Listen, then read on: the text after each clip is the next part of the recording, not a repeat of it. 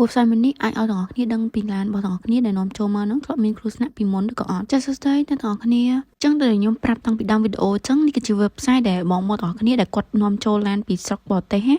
នាំចូលមកទឹកអីហ្នឹងគឺបងមកទាំងអស់គ្នាអាចប្រើប្រាស់ website មួយនេះដើម្បី check មើលថាឡានហ្នឹងគាត់ធ្លាប់ប៉ះពាល់ពីមុនឬក៏អត់ជៀសវាងអ្នកលក់គាត់បោកប្រាស់គាត់កុហកអញ្ចឹងណាអញ្ចឹងទាំងអស់គ្នាអាចចូលទៅ website ខាង vertical នេះមក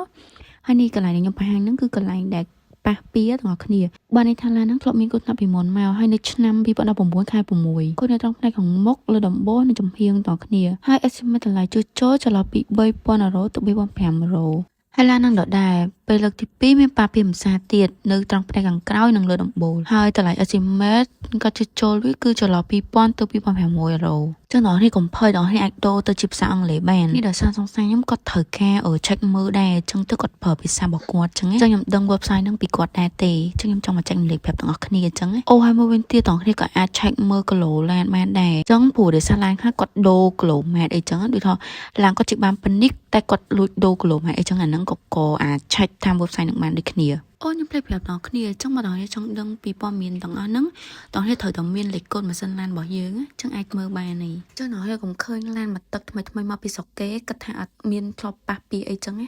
តែទាំងអស់គ្នាអាច check មើលតាម website ហ្នឹងដឹងហើយថាឡានហ្នឹងធ្លាប់មានគ្រោះថ្នាក់ពីមុនឬក៏អត់